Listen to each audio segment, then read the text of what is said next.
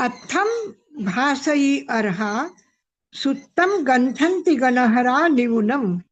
આવશ્યક સૂત્રની નિયુક્તિ છે આ. અથમ ભાસઈ અર્હા સુત્તમ ગંથંતિ ગણહરા નિવુનમ. તો ભગવાન મહાવીરના ઉપસ્થિતિમાં શાસ્ત્ર લખાના નહીં, શાસ્ત્ર પછી લખાના. અને જ્યાં સુધી ભગવાન હતા ત્યાં સુધી ભગવાનને જ સાંભળવામાં બધા રહી ગયા. એમને વિચાર્યું કે આપણે એનું સંકલન કરીએ કે લખાણ લખી લઈએ. અને દરેક મહાપુરુષ સાથે એવું જ થાય છે કે એના વિષયમાં આપણે કંઈ કરવું જોઈએ, આ વિચાર, આ ચેતના લોકોમાં આવતી નથી જલ્દી. તો એટલે એને શું કીધું? અથમ ભાષઈ અર્હા. અર્થરૂપ પ્રરૂપના જે છે એ અર્હા અર્હંત કરે છે. અર્હંત એટલે તીર્થંકર કરે છે. અથમ ભાષઈ અર્હા. બધા કેવલ જ્ઞાની તીર્થંકર નથી હોતા. બધા કેવલ જ્ઞાનીને આપણે અર્હંત નથી કહેતા. અર્હંત એટલે નમોત્થુનમ અર્હંતાનમ ભગવંતાનમ આઈગરાનમ તિથયરાનમ. અહીંયા બિલકુલ સ્પષ્ટ કર્યું કે તીર્થંકર માટે અર્હંત શબ્દનો પરપ્રયોગ થયો છે.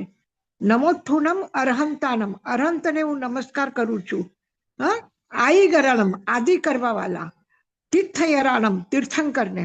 એટલે અર્હંત આ વિશેષણ તીર્થંકર માટે છે. તો અથમ ભાષઈ અર્હા, અર્થરૂપ પ્રરૂપના જે છે એ તીર્થંકરોની છે. સુત્તમ ગંથંતિ ગણહરા નિવુનમ. જે નિપુણ, જે વિદ્વાન, જે પ્રાજ્ઞ એવા ગણધર છે એ એને સૂત્ર રૂપમાં ગૂંથે છે. એ વાણીને સૂત્ર રૂપમાં ગૂંથે છે. કોણ ગૂંથે છે? ગણહરા નિવુનમ. એટલે આપણે કહીએ ને કે ભગવાન જંબુ સ્વામીની જિજ્ઞાસા હતી કે મેં આટલા શાસ્ત્રનો તમારા પાસેથી સાંભળ્યું, હવે મને બીજું નવા શાસ્ત્રનો અધ્યયન કરાવો. દરેક સૂત્રમાં હોય સુયમ મેં આવું સંતેનમ ભગવયા એવ મખાયમ. ત્યારે સુધર્મા સ્વામી શું કહે છે કે મેં ભગવાન પાસેથી આવું સાંભળ્યું છે. સુયમ મેં સાંભળ્યું છે. ક્યાંય પણ ગણધર એમ નથી કહેતા કે હું તને કહું છું કે આમ હતું. નહીં, એ કહે છે કે ભગવાન પાસેથી મેં એમ સાંભળ્યું છે, એટલે મારું એમાં કાંઈ નથી. એટલા વિનમ્ર, એટલા સમર્પિત છે ગણધર કે ક્યાંય પણ પોતાનું નામ નથી. અને એના પછી પણ જેટલા આચાર્યો એને યાદ રાખ્યું, એમના શિષ્યોને કહ્યું. જેવી રીતે સુધર્મા સ્વામી યાદ રાખીને જંબુને કહે છે, જંબુ પ્રભવને કહે છે, પ્રભવ સ્વયંભવને કહે છે. તો એવી રીતે એક પછી એક આચાર્ય એવી રીતે આવ્યા. અને 980 વર્ષ સુધી ભગવાન મહાવીરના નિર્વાણ પછી ત્યાં સુધી આ શ્રુત પરંપરા છે. શ્રુત એટલે શ્રુત જ્ઞાન. શ્રુત એટલે સાંભળવું. શ્રોત્રેન્દ્રિયથી સાંભળેલું એ શ્રુત જ્ઞાન. તો શ્રુત જ્ઞાનના રૂપમાં શાસ્ત્ર હતા. પછી એમને લિપિબદ્ધ કર્યા, એટલે લખવાનું શરૂ કર્યું. પણ એટલા માટે અહીંયા શું, કયો શબ્દનો પ્રયોગ છે? ગંથંતી ગણહરા નિવુનમ. ગ્રંથ રૂપમાં ગૂંથ્યું છે, લખ્યું છે એમ નથી. એને આચારાંગમાં શું શું આવશે, સુયગળાંગમાં શું આવશે, ભગવતીમાં શું આવશે, આવશ્યક સૂત્રમાં શું આવશે, આ બરાબર અલગ અલગ અલગ શાસ્ત્રના નામથી એને ગૂંથી નાખ્યું. તો આ જે છે અથમ ભાષઈ અર્હા સુત્તમ ગંથંતિ ગણહરા નિવુનમ. અર્થરૂપમાં પ્રરૂપના અર્હંત તીર્થંકરોની છે. અને સૂત્ર રૂપમાં એમના વાણીને ગૂંથે છે, ગંથંતી ગૂંથે છે, ગણહરા નિવુનમ. ગણધર જે નિપુણ છે, જે કુશલ છે, જ્ઞાની છે, અને જેમને ભગવાનને બરાબર સમજ્યું છે, એ જે છે એ અર્હંત પ્રરૂપના કરે છે. એટલે ગ્રંથમાં ગૂંથ્યા છે એને. હા મધ્યમ વંદામી. તો આપણે કહીએ કે 48 મિનિટ્સમાં અંગની રચના થઈ ગઈ, એટલે બધા ગણધરોએ અંગની રચના કરી. ના, તો ગણધરો જે રચના કરી છે, પૂછ્યા છે, એ છે અંગશાસ્ત્ર. એટલે દ્વાદશાંગી જે છે 12 અંગસૂત્ર છે, એને રચના કરી છે ગણધરો, અને એના આધાર ઉપર પછીના આચાર્યો જે કર્યું છે એ ઉપાંગ છે.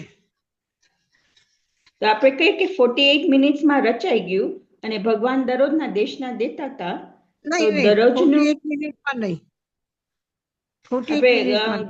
ગૌતમ સ્વામીનું ઓલું સ્તોત્ર છે, એમાં બોધ પામ્યા. એ અંતર્મુહૂર્ત એટલે 1 મિનિટથી લઈને 48 મિનિટ સુધી, એટલે વચમાં ગમે ત્યારે 30 મિનિટ પણ થઈ શકે છે, 25 મિનિટ પણ થઈ શકે છે, 40 મિનિટ પણ થઈ શકે છે. મુહૂર્ત માત્રેન કૃતાની એન અંગાની પૂર્વાની ચતુર્દશાપી. 14 પૂર્વનો જ્ઞાન એક અંતર મુહૂર્તમાં એ પામી ગયા અલગ છે, અને પામ્યા પછી સૂત્ર રૂપમાં ગૂંથ્યા એ અલગ છે. હવે ઘણા બધા વિષય ઉપર ઘણા બધા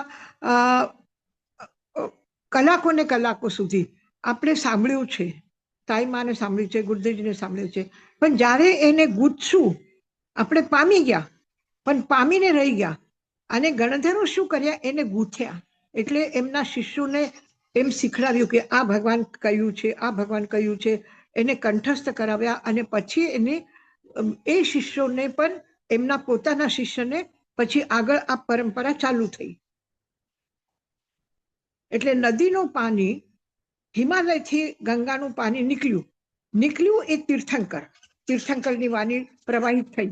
પછી એના તટ ઉપર ગણધરો છે, ગણધરો એ પ્રવાહને આગળ વધારે છે. એના પછી આચાર્યો છે, એ એને આગળ વધારે છે. તો એવી રીતે આગળ વધતું ગયું. પછી જેવી રીતે આચાર્ય દેવવાચક છે, કે સ્વયંભવાચાર્ય છે, એમને એમ લાગ્યું કે મારો દીકરો મનક છે, એનો અલ્પાયુ છે, તો બધા શાસ્ત્રોનું એને સમજ આવે, એટલે એને દર્શકાલિક સૂત્રની રચના કરી. તો એ આચાર્યોની રચના છે, ગણધરોની નહીં. હવે નંદી સૂત્ર છે તો દેવવાચક બનાવ્યું, આચાર્ય દેવવાચક. તો એવી રીતે અલગ અલગ આચાર્યો અલગ અલગ એની એ કરી છે. એટલે મૂળ સૂત્ર પછી પ્રકીર્ણક ગ્રંથો 32 શાસ્ત્ર છે, અને બાકી બધા ગ્રંથો છે એ પ્રકીર્ણક છે. પ્રકીર્ણક એટલે એના પછી એક પછી એના આચાર્યો ગૂંથતા ગયા એ પ્રમાણે. અને પછી એમાં શું થયું કે આગમમાં સ્થાન આપ્યું.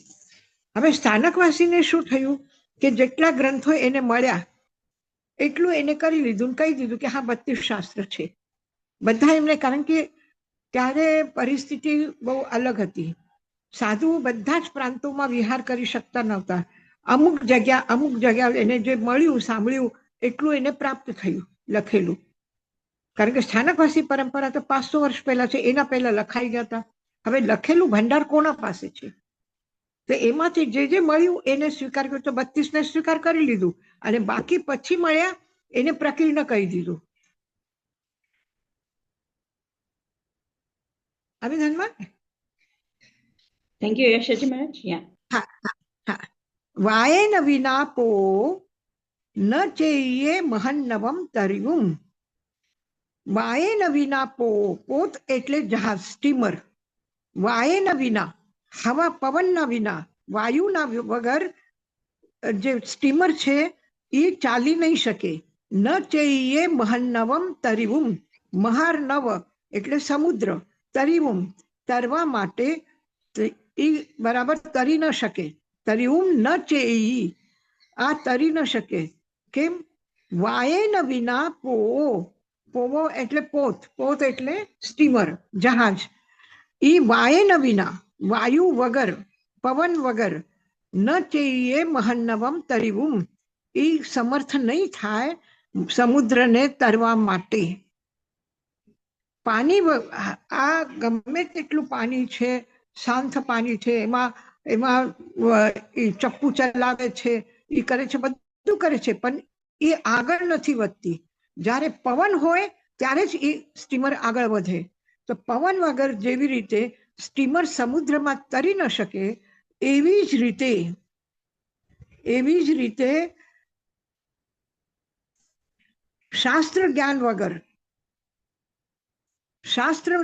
વગર તમે ચારિત્ર ગમે તેટલો પાલો, ગમે તેટલી તમારી સ્ટીમર સારી હશે, તો પણ ચારિત્રના જ્ઞાનના પવન વગર એ નૌકા પાર ન થઈ શકે, સમુદ્રમાં તરી ન શકે. અથમ ભાસઈ અર્હા સુત્તમ ગંથંતિ ગણહરા નિવુનમ વાયેન વિનાપો ન ચૈયે મહન્નવમ તરિવું નિવુનો વિજીવપો તવ સંજમ મારુહ વિહુનો. નિવુનો વિજીવપો, આ જીવ જે છે આ સ્ટીમર છે. આ જીવ ગમે તેટલું નિપુણ હશે, કુશળ હશે, એમાં પાસે શક્તિ હશે, બધું હશે, પણ તપ સંયમ આના વગર, તપ સંયમના પવન વગર એ સ્ટીમર સમુદ્રમાં પાર નહીં થઈ શકે. તો પછી જો તપ સંયમ વગર જો એનું જીવન પાર થઈ શકતું હોય, જ્ઞાન વગર જીવન પાર થઈ શકતો હોય, તો પછી બધા જ જીવો તરી જાત ને, બધા જ જીવોને કેવલ જ્ઞાન થઈ જાત, બધા જ જીવોને. પણ નહીં, જે સંયમી છે, જે તપસ્વી છે, જે જ્ઞાની છે, એનો પવન છે, અને એ પવન સ્ટીમરને લઈ જાય છે. હવે આ એક મહત્વપૂર્ણ વાત આમાં આચાર્યો કહી છે આવશ્યક સૂત્રમાં, કારણ કે આવશ્યક એટલે તમને ખબર છે 6 આવશ્યક છે.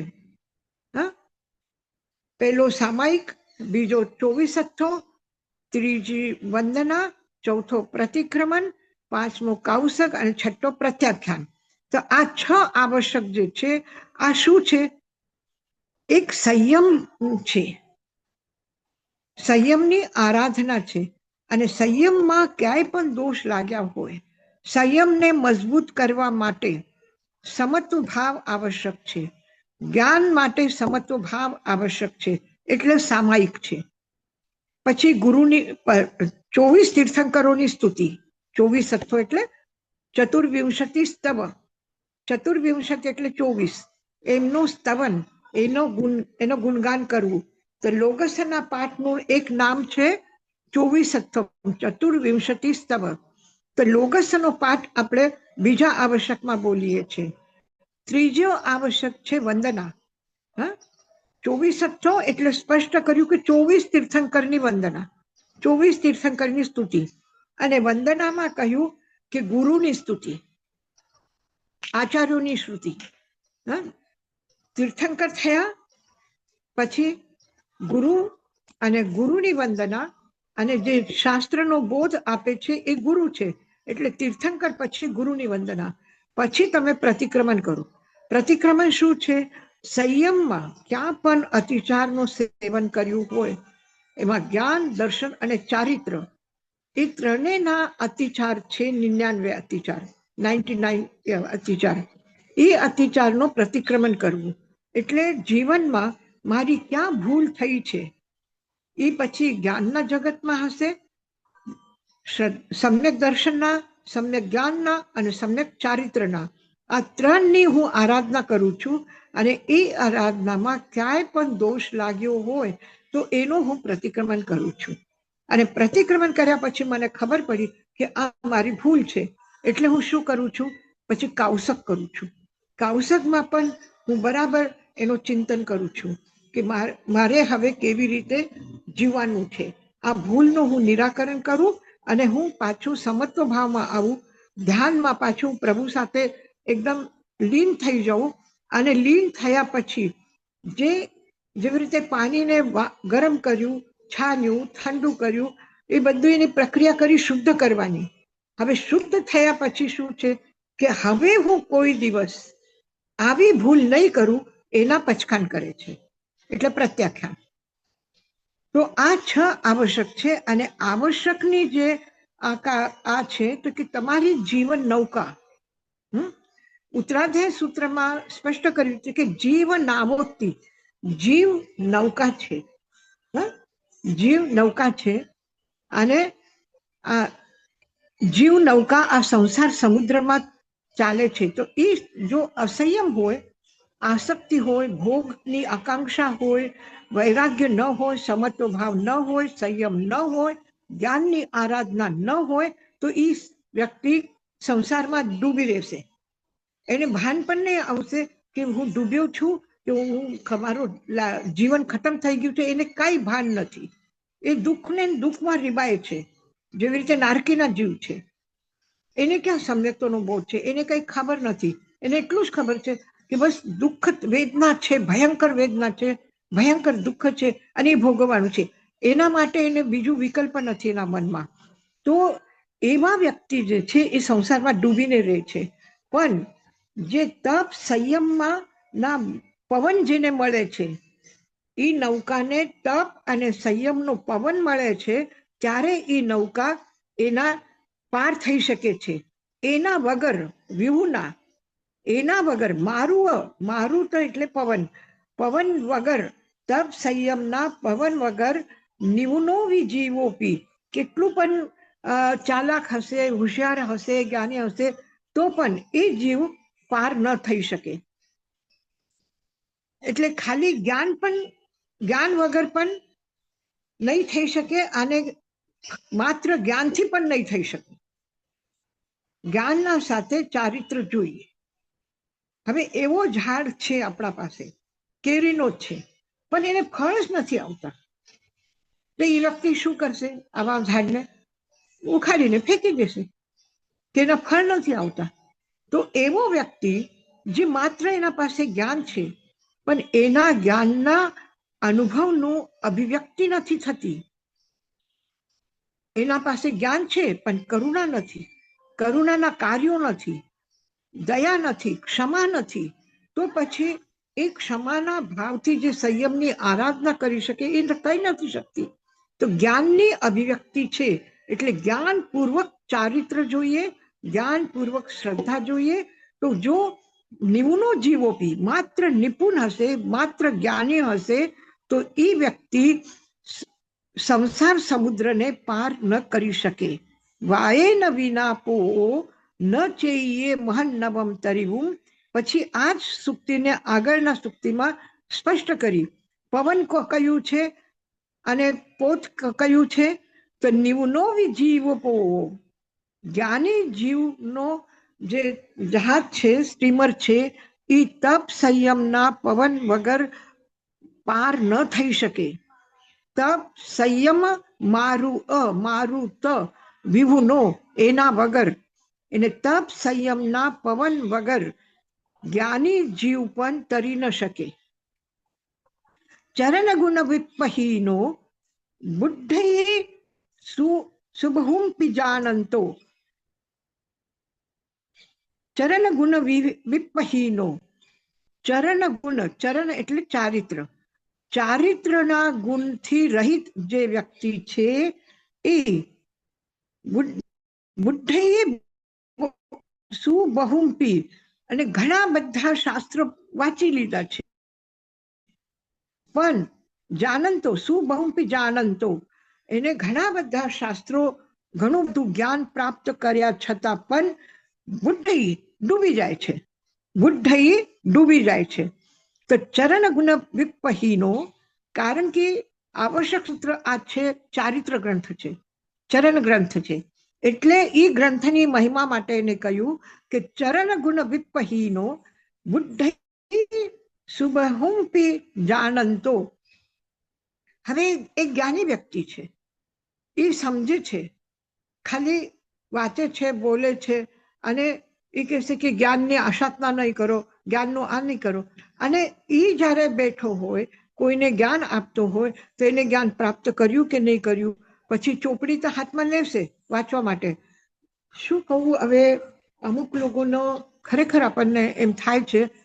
એક જગ્યા અમે ખાસ કરીને બોલાવ્યા હતા અમને મહાવીર જન્મ વાંચનના વખતે. આપણું પ્રવચન બીજી જગ્યા હતો અને બીજી જગ્યા મહાવીર જયંતિનું એક નાનું આયોજન હતું. તો એમાં આપણે ગયા હતા બોલાવ્યા એટલે. તો એનું ઘણું, ત્યાં કોઈ વાંચવાવાળા આવ્યા હતા, એક વ્યક્તિ સાધક. તો એનો આગ્રહ હતો કે નહીં, હું જ 8 દિવસ પર્યુષણ મેં કરાવ્યા છે તો હું જ જન્મ વાંચન કરીશ. મેં કહ્યું કઈ વાંધો નહીં, તમે કરો, એમાં શું છે. તો એવું હાથમાં એને લખીને લાવ્યું હતું, આમ શાસ્ત્રનું જન્મ વાંચનનું પાઠ, અને આમ બોલ્યા, આમ હાથમાં, આ કલ્પસૂત્ર છે, આ આમ છે.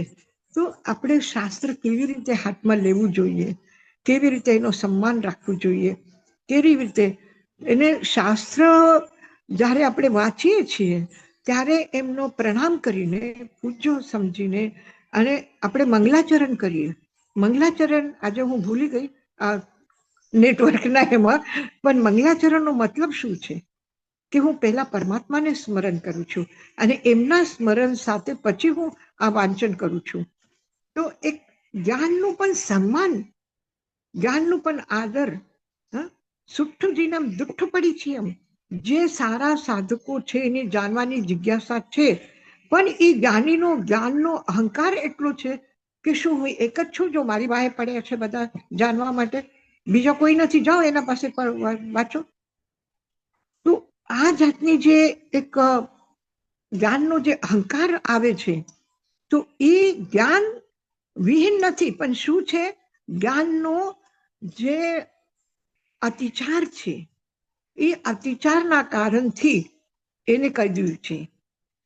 અહીંયા જે આપણે કહીએ ચરણ ગુણ વિપહીનો, ચરણ ગુણથી રહિત બુદ્ધિ ડૂબી જાય છે. શું બહમ્પી જાણંતો, ઘણું બધું જાણે છે છતાં, જાણે છે છતાં પછી એમાં જરા અંદર આપણે જઈને એની વ્યાખ્યા કરવી પડશે.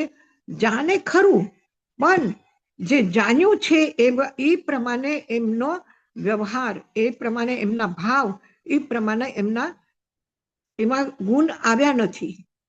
આપણે કહીએ ને ભણ્યા પણ ગુણ્યા નથી. તો એવી રીતે આ છે. જ્ઞાન પોતામાં શુદ્ધ છે, જ્ઞાન પોતાના અસ્તિત્વમાં એ અમૃત જ છે, પણ એ જ્ઞાનને પચાવીને એનું જે રસાયણ શરીરમાં આવવું જોઈએ. આપણે જમ્યું, બહુ સારું જમ્યું, બહુ પૌષ્ટિક ખાધું, બહુ સાત્વિક ખાધું, બધું કર્યું, પણ પચાવવાની તાકાત નથી. તો પચાવવાની તાકાત નથી તો એનર્જી પેદા નહીં થાય, એનર્જી પેદા ન થાય તો સક્રિયતા ન આવે. તો એવી જ રીતે જ્ઞાનને પચાવીને એની જે એક ઉર્જા મળવી જોઈએ એ ન મળવાના કારણથી એને આપણે કહીએ કે તપ અને સંયમ. એ ઉર્જા શું છે? તપ અને સંયમ. તો તપ અને સંયમના પવન વગર આ જીવનો પોત, એટલે આ જીવનો સ્ટીમર ચરણ ગુણ વિપહીનો, ચારિત્ર ગુણથી રહિત હોવાના લીધે ઘણું બધું જાણે છે છતાં બુદ્ધિ ડૂબી જાય છે. આપણે થોડું ઉલટું કર્યું, આ બુદ્ધિ એટલે બુદ્ધ, અને આપણે શું કરીએ? ડૂબી, ઉલટું કર્યું થોડું. પ્રાકૃતમાં બુદ્ધિ છે અને આપણે કહીએ ડૂબી ગયું. તો શું બહુંપી જાણંતો, ઘણું બધું જાણતા છતાં બુદ્ધિ ડૂબી જાય છે. શું કામ ડૂબી જાય છે? ચરણ ગુણ વિપહીનો. હવે આપણે સાધનામાં છે, અને સાધનામાં આપણે સમજીએ છીએ કે આત્મા અલગ છે, શરીર અલગ છે, આપણે બરાબર બોલીએ છીએ, બરાબર એ કરીએ છીએ. અને એ કર્યા પછી ભગવાન મહાવીર છે, એ સમજે છે ગ્રંથિભેદ કર્યું, જ્ઞાન, શરીર અલગ, કર્મ અલગ, હું અલગ, મારા કરેલા કર્મ મને જ ભોગવવા પડશે, મને શાંતિથી ભોગવું છે, એ જાણે છે. પણ જ્યારે ઉપસર્ગ આવે ત્યારે જો વિચલિત થઈ જાય તો એનો મતલબ શું થયું કે ચરણ ગુણ વિહીનો. અને ભગવાન મહાવીર એ વખતે સમત્વ ભાવમાં રહે છે. તો એ શું થઈ ગયું? ચરણ ગુણ સંપન્ન થઈ ગયા. તો ચરણ ગુણ વિપહીનો, ચરણ ગુણથી રહિત હોવાના લીધે શું બહુંપી જાણંતો, ઘણું બધું જાણતા છતાં પણ એ ડૂબી જાય છે.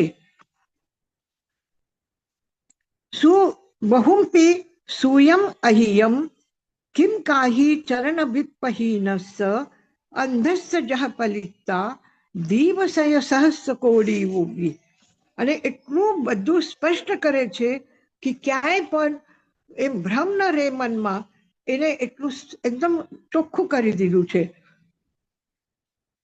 1, 2, 3, હવે 4થી સૂક્તિ છે, એમાં પણ એ જ વાત છે.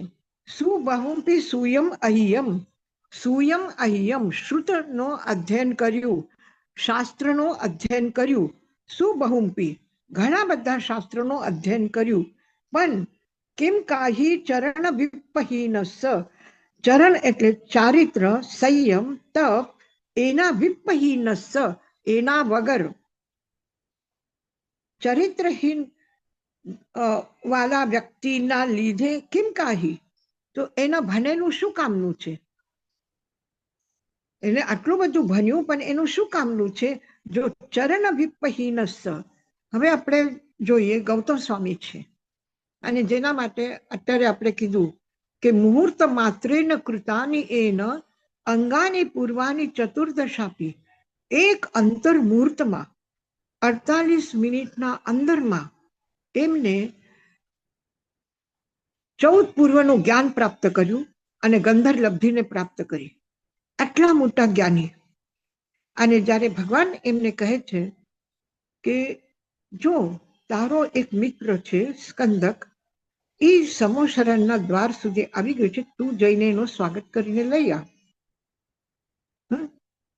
આજે કોઈ એક વ્યક્તિને આપણે કહી કે જા તું સ્વાગત કરીને એને લઈ આવ, એ શું કહેશે?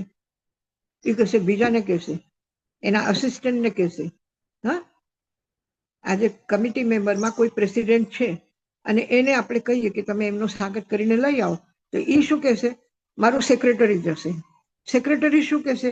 આપણા કમિટીના સભ્યો જશે. તો એવી રીતે પોતાને કોઈના માટે, કોઈના સન્માન માટે ઊભા રહીને હાથ જોડીને એનું કરીને આપણે લઈ આવવા, એ એટલે એનો મતલબ શું થયું કે જ્ઞાન છે સાથે સાથે ચરણ ગુણ છે. કેટલા વિનમ્ર ભાવથી ભગવાનને ઈશારા સાથે જ તરત જ ઊભા થઈને ગૌતમ સ્વામી ત્યાં જાય છે અને સ્કંદકને લઈ આવે છે. અને ખરેખર ગૌતમ સ્વામીનું જીવન એક આદર્શ જીવન છે. એને આપણા લાઈફની દરેક વાતને સમજવા માટે જો કોઈને ભગવાન મહાવીર શું કહ્યું એ આપણે સમજશું, પણ ગૌતમ સ્વામી શું કરે છે, કેવા છે, એ સમજીને આપણે એના જેવા થવાની કોશિશ કરીએ છીએ. એટલે પ્રત્યક્ષ ઉદાહરણ જો ભગવાન મહાવીરના વાણીનો હશે કોઈ, તો ગૌતમ સ્વામી છે. ગૌતમ સ્વામીને ક્યારે પણ કંઈ પણ કે કોઈ પણ સારી વસ્તુ, કોઈ સારા શ્રાવક હોય, કોઈ સારી શ્રાવિકાઓ હોય, તો તરત જ ભગવાનને કહેશે કે ભગવાન આ આપણા સંઘમાં આવશે, તો પછી હું જઈને એને લઈ આવું. એક નાના બાળક સાથે પણ, અતિમુક્ત જેવા બાળક સાથે પણ ઠીક છે મળ્યો, હા બેટા ધર્મ લાભ એમ કહીને આગળ નીકળી ગયા હોત ને ગોચરી માટે, પણ નહીં.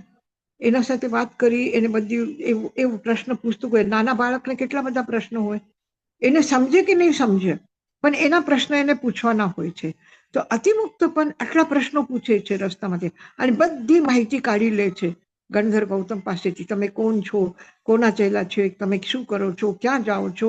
ગોચરી માટે જવું છે તો ચાલો મારા ઘરે ચાલો, મારી મમ્મી બહુ સારી છે, એ તમને ગોચરી બધું આપશે, તમને બીજા ઘરે જવાની જરૂરત નથી, મારા એક ઘરમાં જ બધી ગોચરી આવી જશે. આટલું બધું કરીને અને આટલું બધું એના સાથે પ્રેમથી ચાલે છે અને એના ઘરે જાય છે, પાછું એના સાથે પાછું એને લઈ આવે છે. નહીં તો માં તો ના પાડતી હતી, તો પણ જયારે એને મનાવી લીધા તો પછી ગૌતમ સ્વામી એને લઈને એમ નહીં કીધું કે તારી માં કહે છે તો તું ઘરમાં રહે, હું જાઉં છું. નહીં, એને સાથે લઈ આવ્યા. શું કામ સાથે લઈ આવ્યા? કે આ બાળકને એને શું કરવું હતું? એ મહાવીર પાસે લઈ જવા હતા, એને મહાવીરના પ્રભાવમાં લાવવા હતા. એટલે લઈ આવ્યા એને, અને પછી લાવીને શું કર્યું? પોતે નહીં વાત કરી, મહાવીર પાસે બેસાડી દીધું. પછી મહાવીરને એ પછી વચમાં નહીં આવ્યા અને મહાવીરથી પ્રભાવિત થઈને એ બાળકે છે મારી દીક્ષા લેવી છે. તો ક્યાંય પણ એક થોડુંક પણ એવું એમને લાગે કે આ બહુ સારું છે, તો આપણા સંઘમાં જોઈએ, આપણા પાસે આવવું જોઈએ, આપણું સાંભળવું જોઈએ. તો એવું કોને લાગે? જ્યારે જ્ઞાન સાથે એ જ્ઞાનનું એક રસાયણ જીવનમાં રમે છે, જ્ઞાનની ઉર્જા જીવનમાં જાગૃતિ લાવે છે, ચૈતન્યશીલ થાય છે, સક્રિય થાય છે, ઉર્જાવાન થાય છે, ત્યારે એ વ્યક્તિ આપણને એવું લાગે છે ખાલી જ્ઞાની થઈને નહીં, પણ આ જ્ઞાન પચેલું જ્ઞાન છે.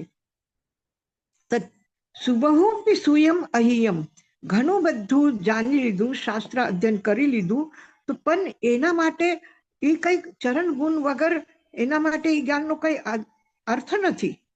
અંધસ્ય જહ પલિતા, જેવી રીતે અંધસ્ય જહ પલિતા દીવસય સહસ્ર કોડીવી, દીપ કેટલા સેંકડો હજારો કરોડો દીપક જલાવી દીધા, તો પણ એના માટે અંધા વ્યક્તિ માટે, પલિતા એટલે જલાવી દીધા, તો પણ અંધસ્ય જહ, અંધાની જેમ છે, એ જ્ઞાની માટે આટલા દીપક જલાવ્યા પણ એનો કોઈ ઉપયોગ નથી. જેવી રીતે અંધા વ્યક્તિ માટે કોઈ ઉપયોગ છે?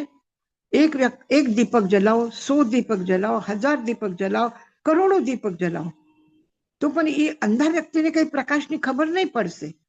તો એવી જ રીતે એક શાસ્ત્ર વાંચો કે 10 શાસ્ત્ર વાંચો કે ગમે તેટલા વાંચો, ગમે તેટલું અધ્યયન કરો, પણ ચરણ ગુણ વગર એના માટે અંધા વ્યક્તિ માટે જેવી રીતે પ્રકાશનો કોઈ અર્થ નથી, એવી જ રીતે ચરણ ગુણ વગર જ્ઞાનનો એના માટે કોઈ અર્થ નથી.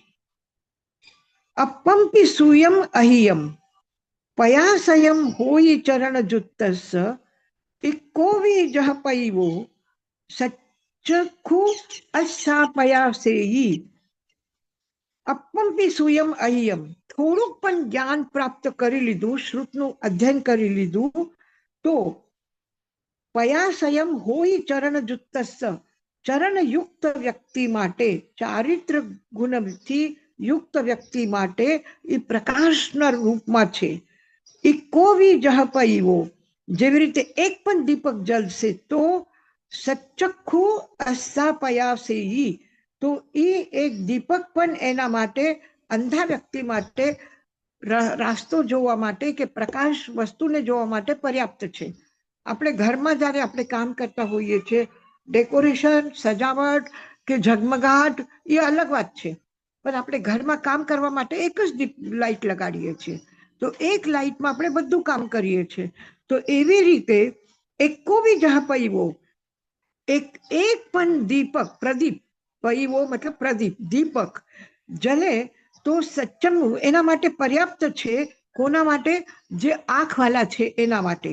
અને કરોડો દીપક જલાવો તો આંખ વગરના વ્યક્તિ માટે એના પ્રકાશનું કોઈ અર્થ નથી. દીપક ગમે તેટલું જલાવો એના માટે કોઈ પ્રકાશ જેવું છે નહીં, પણ આંખથી જોનાર વ્યક્તિ માટે એક પણ દીપક પ્રગટ થાય તો એના માટે. એટલે અપંપી, એક થોડુંક પણ અધ્યયન કર્યું હોય તો એ, જેવી રીતે એને શ્રુત કેવું છે, કોના માટે છે, એક બહુ સરસ એને આપણે કહેવામાં આવ્યું છે, એક છે તૈલ બુદ્ધિ, એક છે ઘૃત બુદ્ધિ. તો જે ઠંડા પાણીમાં કે ગરમ પાણીમાં જેમાં પણ આપણે એક બૂંદ ઘીની નાખીએ તો શું થાય? એ ઘી ઠંડા પાણીમાં જામી જાય છે અને એક જ જગ્યા ઉપર રહેશે.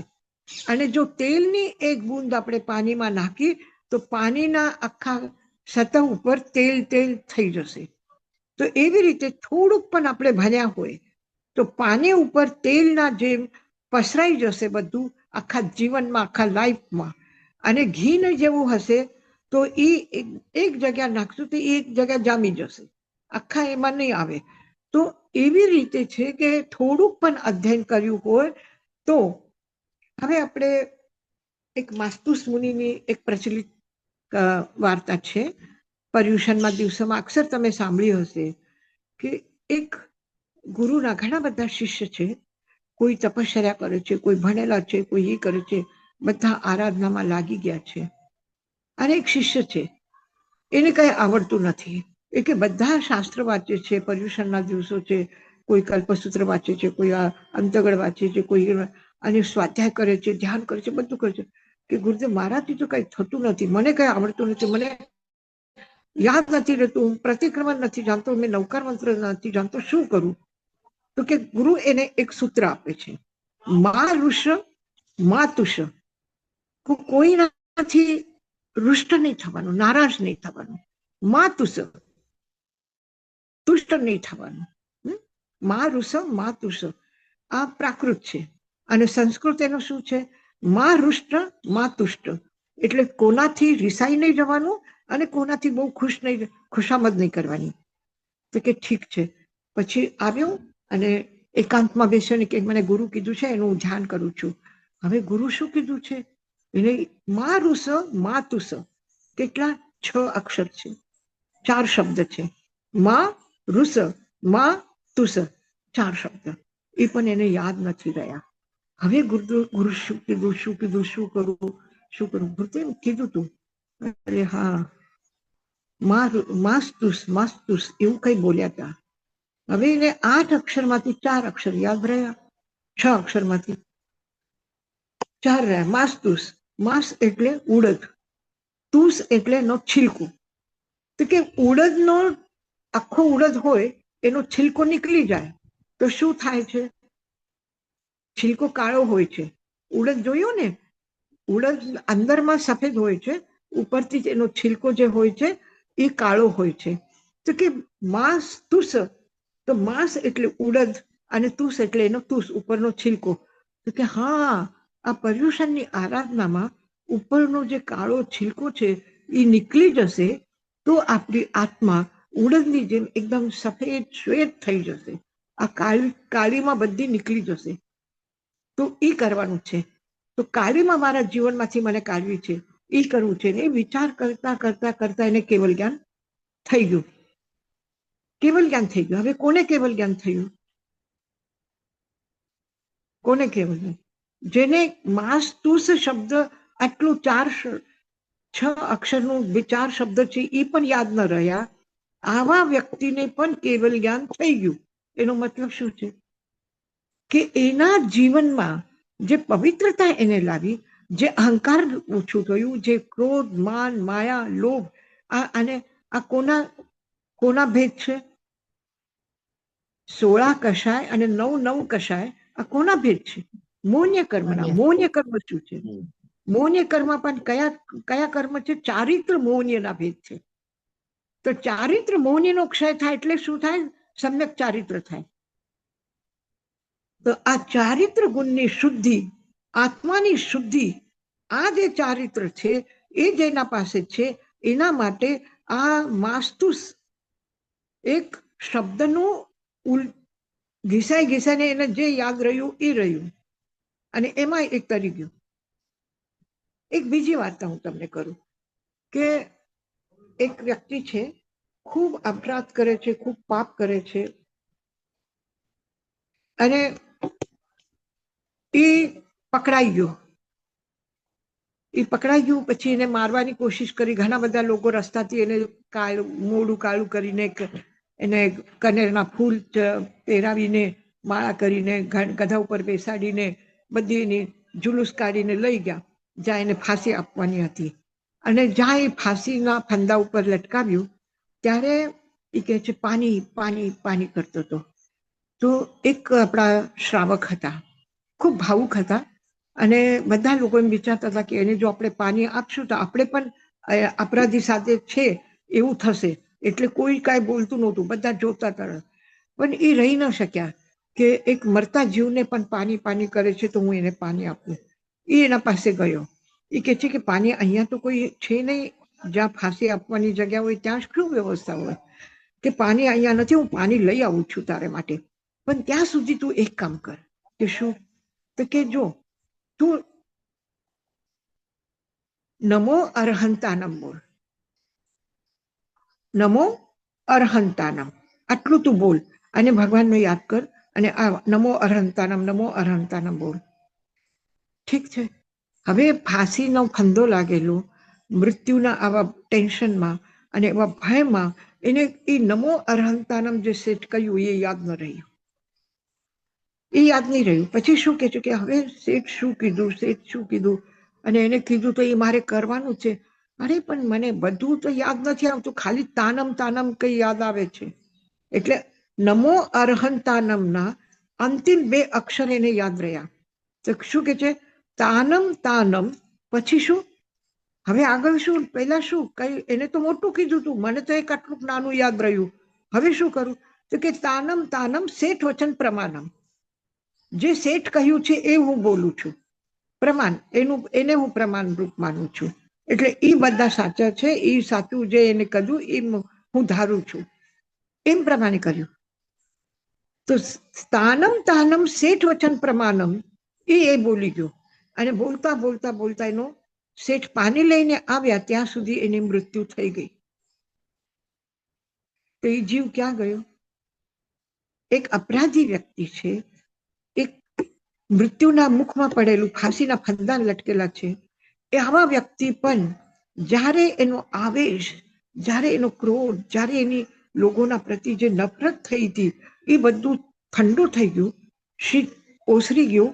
અને માત્ર એને ભગવાનનું નામ, એ પણ નામ કયું? નમો અરહંતાનમ નહીં યાદ આવ્યું, નમો પણ નહીં યાદ આવ્યું. તાનમ તાનમ એવું કઈ શેઠ બોલ્યા હતા. પછી જે બોલ્યા શેઠ ઈ, તો આટલા એમાં શુદ્ધ અક્ષરો નથી, શુદ્ધ પદ નથી, તો પણ એ ભાવની તલ્લીનતા અને ભાવની તલ્લીનતામાં આવેલા શુદ્ધિના કારણથી એ જીવ તરી ગયું. તો શું છે? આ જે આત્મિક ચારિત્ર છે, અંતરંગ જે ચારિત્ર છે, અને એ ચારિત્ર શું છે? જીવનની વિશુદ્ધિ છે, જીવનની નિષ્કષાય અવસ્થા છે, જીવનનું મૈત્રી અને પ્રેમપૂર્ણ થવું એ આવશ્યક છે. તો એના માટે અલ્પશ્રુત શું હતું? માસ મારુષ માતુષ. એમાં પણ અલ્પશ્રુત, આ આટલો મોટા શ્રુતમાંથી પણ એક અલ્પશ્રુત માસ્તુસ. નમો અરહંતમ તાનમ આટલું શું? એક અલ્પ શબ્દ, આટલું પણ યાદ રહ્યું. તો પણ એના માટે આ ચક્ષુવાલા વ્યક્તિ માટે પ્રકાશ રૂપ બન્યું. પણ અંધો વ્યક્તિ હોય, ગોશાલક જેવો, તો એના માટે શું છે? જેનું જીવન શાસ્ત્ર છે, એવા ભગવાન સામે છે, કેવલ જ્ઞાની સામે છે, છતાં પણ એને શું પામ્યો? એ 6 વર્ષ સાથે રહ્યા તો પણ શું પામ્યા? કઈ ન પામી શક્યા. તો અપંપી સુયમ અયમ, થોડું પણ શ્રુતનું અધ્યયન કરેલું છે એ પયાસયમ હોઈ પ્રકાશ રૂપ બને છે. કોના માટે? ચરણયુક્ત, જે ચરણયુક્ત છે એના માટે. એકોવી જહ પૈવો, એક પણ દીપક હોય તો પણ જેની આંખ ખુલી છે, જેની આંખ છે, એના માટે પયાસેયી, એના માટે પ્રકાશ રૂપ છે. અને જો અંધો છે, અંધસ્થ જહ પલિતા, અંધા વ્યક્તિ માટે દીવ સંયમ સહસ્ત્ર કોટી, દીપ શત સહસ્ત્ર કોટી, આટલા દીપક જલાવ્યા છે છતાં પણ એ અંધા વ્યક્તિ માટે એ પ્રકાશ આપવામાં સમર્થ નથી થતા. એના માટે પ્રકાશ જેવું કઈ રહેતું નથી. તો સુબહમપી સુયમ અય્યમ, અને નીચેના લાઈનમાં છે અપમ્પી સુયમ અય્યમ. સુયમ અય્યમ બંને જગ્યાએ છે. સુબહુંપી એટલે ઘણું બધું ભણ્યા, અને અપમ્પી સુયમ અય્યમ એટલે થોડુંક બન્યું. કિમ કાહી ચરણ વિપહીનસ, ચરણ વિપ ગુણથી હીન જે વ્યક્તિ છે એના માટે શું મતલબ છે? કિમ કાહી, શું કરશે? એ જ્ઞાન કાંઈ ન કરી શકે. અને જેને અલ્પ ભણ્યું છે પણ પયાસહી હોય ચરણ જુક્તસ, પણ ચરણયુક્ત વ્યક્તિ માટે એ પ્રકાશ રૂપ છે. અભિધાનમાં કોઈ પ્રશ્ન છે તમારા? કોઈ પ્રશ્ન છે? યશાજી મહારાજ, મથેણ વંદામી, આપણે કહીએ છે ને કે સમ્યક દર્શન, જ્ઞાન ને ચારિત્ર એ ત્રણેય ભેગા હોય તો જ તમારો મુક્તિ થાય. તો આમાં એ જ કે છે ને આ બધી સુક્તિમાં કે તમે ગમે તેટલું તમને પેલા તો તમને અંદરથી શ્રદ્ધા હોવી જોઈએ. જ્ઞાન હોય ને એની જ્ઞાનની શ્રદ્ધા ના જ્યાં સુધી થાય ને તમે આચરણમાં ના રાખો ત્યાં સુધી તમે, અને અંદરના ભાવથી વધારે, તો ભાવ તમારા અંદરના કેવા છે બારેના દેખાવ કરતા. હા અને શું છે કે એકાંગી નથી જૈન ધર્મ. તમને ખાલી જ્ઞાન ઉપર ભાર મૂકીને નહીં કહેશે કે તમે ખાલી જ્ઞાની થાવ. ચારિત્ર ઉપર ભાર મૂકીને નહીં કહેશે કે તમે માત્ર ચારિત્રનું જ પાલન કરવું, ભણવાની જરૂરત નથી, એમ નહીં. જ્ઞાન પણ જ્ઞાનપૂર્વક ચારિત્ર, જ્ઞાનની સાથે ચારિત્ર અને ચારિત્ર સાથે જ્ઞાન. હવે તમને રસોઈ કરતા શીખી ગયા, શરૂઆતમાં તમને કાંઈ નહોતું આવડતું, હા, પછી મમ્મી કીધું જો આમ કરવાનું, લોટ લેવાનું, પછી એમાં થોડું મોહન નાખવાનું, પછી થોડું નમક નાખવાનું, થોડું પાણી નાખવાનું, પછી એકદમ એ કરવાનું. ઠીક છે, બરાબર છે. પછી તમે ધીરે ધીરે એ કર્યા વગર તો નહીં થાય, રોટલી આવડશે નહીં. ખાલી રેસીપી બોલી દીધી એનાથી તો રસોઈ નહીં થાય ને. તમે કરીને જુઓ, પછી તમને ખબર પડશે કે કેટલી વાર રોટલીને ગેસ ઉપર રાખવાની. મમ્મી તો એમ જ કહેશે કે રોટલી તવા ઉપર નાખવાની, પછી પાછું એને પલટવાની, પછી પાછું એને પલટવાની, અને પછી એ થઈ જશે. અરે એ તરત જ એને ઉલટી કરશે તો નહીં થાય. એને અમુક ટાઈમ માટે રાખવું જોઈએ. હવે કેટલું ટાઈમ રાખવું જોઈએ? જો ગેસ ફાસ્ટ હશે, તવો વધારે તપેલું હશે તો તરત જ નીકળવું પડશે, અને તવો હજી બરાબર પૂરું તપેલું નથી અને ગેસ થોડું ધીમું છે, કે ગેસ પાછું વધારે કરવું પડશે. નાનું ઓછું હોય તો વધારે કરવું પડશે, વધારે હોય તો ઓછું કરવું પડશે. એને કેટલું તાપ જોઈએ, કેટલું સમય જોઈએ, એ બધું તમે જેમ જેમ કામ કરશો રસોઈનો, એમ એમ તમારું એ વધશે. પછી તમે જોશો કે તમે આટલું નમક નાખવાનું કીધું તો એમના ઘરમાં ઓછું નમક ચાલે છે, આપણા ઘરમાં થોડું વધારે નમક પસંદ કરે છે. તો આપણા લોકો માટે આપણે રસોઈ બનાવી તો થોડુંક વધારીને નાખીએ. જો વધારે થઈ ગયું હોય તો થોડું લીંબુ નીચોડી દઈએ તો નમક ઓછું લાગે. તો એ તમને ક્યારે ખબર પડશે? તમને એમ થશે કે હા નમક નાખવાનું, હવે નમક નાખ્યું, વધારે થઈ ગયું, હવે શું કરવું? તો પછી તમે તમારો અનુભવથી તમે કરશો, પછી ટ્રાય કરીને જોશો કે નમક નાખવાથી નમક થોડું ઓછું થશે. બરાબર. તમે શાક બનાવ્યું, મરચું વધારે થઈ ગયું, પછી શું કરીએ? થોડી શું તમે કહો છો એને, ઓલું ટમાટરનું જ્યુસ કરીને શું બનાવો છો? એ ગ્રેવી નાખી દો એમાં થોડી, તો એ ગ્રેવી થોડી નાખી દીધી તો ટેસ્ટ પણ આવી ગયો અને મરચું પણ ઓછું થઈ ગયું. તમારે ભાખરી બનાવી હોય અને તમે રોટલી જેવું લોટ બાંધ્યું, મમ્મીને ખાલી રોટલી કરતાના વખતે લોટ બાંધતા જોયું, હવે મારે ભાખરી કરવી છે તો હવે તમે ભાખરી કરવા જાઓ તો કેવો લોટ જોઈએ? ઢીલું લોટ હશે તો એ ભાખરી સારી થશે નહીં. તો એમાં કઠણ લોટ જોઈએ. શું ફરક પડ્યું? થોડું કઠણ અને થોડું એમાં નરમ લોટ, એટલું જ ફરક પડ્યું ને. થોડું મોહન વધારે જોઈએ, થોડું આ વધારે. એ તમે કરતા કરતા શીખશો તો તમારું જ્ઞાન તમારા ચારિત્રમાં આવે, ચારિત્ર જ્ઞાન બને. ચારિત્ર જ્ઞાન બને. તો એકબીજાના પૂરક છે. તો જ્ઞાન પણ જોઈએ, ચારિત્ર પણ જોઈએ. એક પક્ષીને ઉડવા માટે પાંખ પણ જોઈએ અને પગ પણ જોઈએ. નહીં તો પાંખથી ઉડી જશે, પગની શું જરૂરત છે? પણ જમીન ઉપર આવ્યા પછી પગ વગર ઉભો કેમ રહેશે? બેસશે કેવી રીતે ઝાડ ઉપર? પગથી જ્યાં સુધી ઝાડને પકડશે નહીં ત્યાં સુધી ઝાડ ઉપર બેસશે કેવી રીતે? પડી જશે. બરાબર છે. તમારા ઉદાહરણ બહુ ફાઇન છે યશાજી મહારાજ. Thank you. ઉદાહરણ તો આપણા જીવનના પ્રેક્ટિકલ લાઈફમાં એ જ થાય છે. તમને અનુભવે લાગે છે આ બધું રસોઈનું એ. Thank you.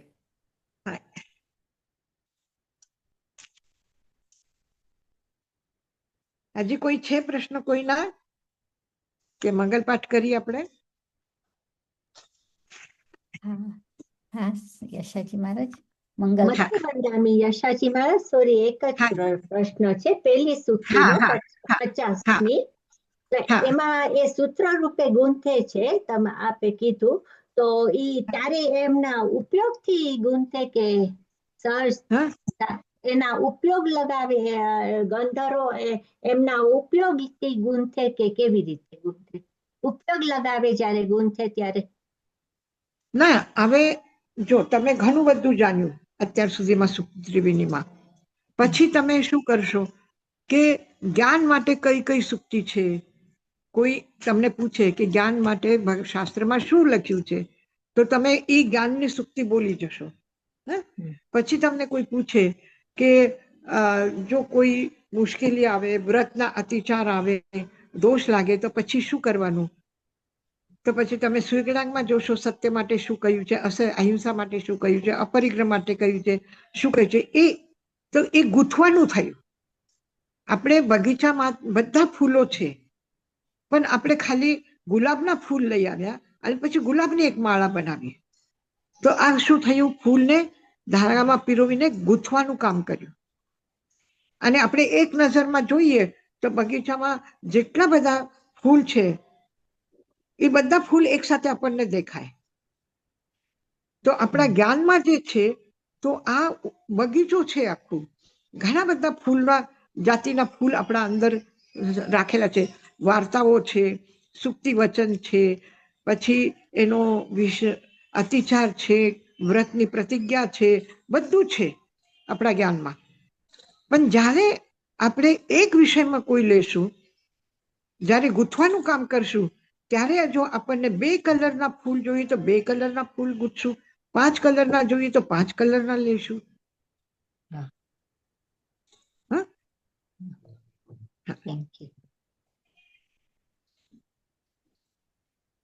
બસ હવે શાસ્ત્ર છે દ્વાદશાંગી, તો એ બધા શાસ્ત્ર છે લાઈક આચારાંગ સૂત્ર ને, તો એ પેલે બધા પછી ભગવાન જયારે દેશના આપે તો એવી રીતે એ લોકોને ખબર પડે કે હવે આ આચારાંગ સૂત્રમાં જશે, આમાં જશે. ના, આપણે જો આવી રીતે આપણે સુક્તિ ત્રિવેણીમાં બધા શાસ્ત્ર કર્યા, બધા શાસ્ત્ર કર્યા પછી પણ જો પાછું આપણે જો ગૂંથવું હોય તો આપણે કરશું ને.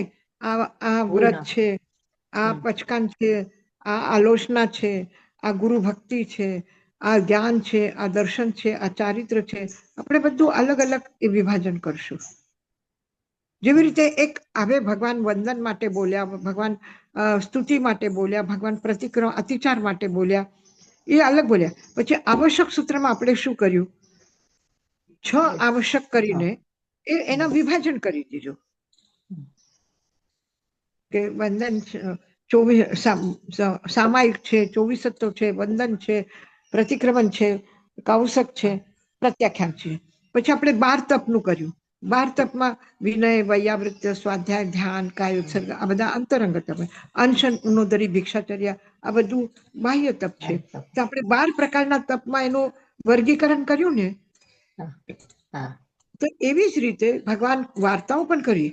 પણ જ્યારે સુધર્મા સ્વામી કરે છે જ્ઞાતા ધર્મકથા સૂત્રનું ગૂંથન કરે છે, ત્યારે બધી વાર્તાઓ, બધું એમાં વાર્તા જ છે. એક એક અધ્યાય એક એક વાર્તા છે.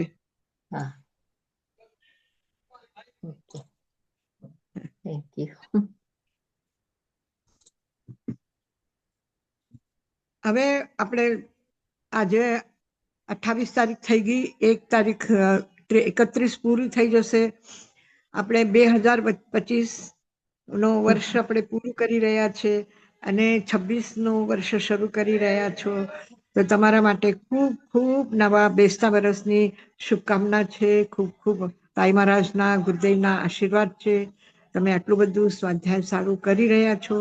તમારું જ્ઞાન વિશુદ્ધ થાય, તમારું જીવન વિશુદ્ધ થાય અને આ આરાધના આપણી હંમેશ માટે ચાલુ રહે, એ જ ભાવના સાથે આપણે નવો વર્ષ શરૂ કરીએ છીએ. બધાને એકબીજાને ખુશી આપીને અને ખુશી લઈને એકબીજા પાસેથી અને એકબીજાને ખુશી આપીને આપણે આ નવું વર્ષ આપણે ઉજવશું. ખૂબ ખૂબ અભિનંદન તમારા બધાના. મંગલ પાઠ. નમો અરહંતાનંગ, નમો સિદ્ધાનંગ, નમો આયર્યાનંગ, નમો વૈચ્છાયાનંગ, નમો લોય સવસાવનમ. એસો પંચ નમોકારો સર્વપાવપનાસનો મંગલાનંચ સર્વેસિમ પરમમ હવૈ મંગલમ. ગુરુદેવ કે જ્ઞા ચત્તારી મંગલમ, અરહંતા મંગલમ, સિદ્ધા મંગલમ, સાહુ મંગલમ, કેવલીપણત્તો ધમો મંગલમ.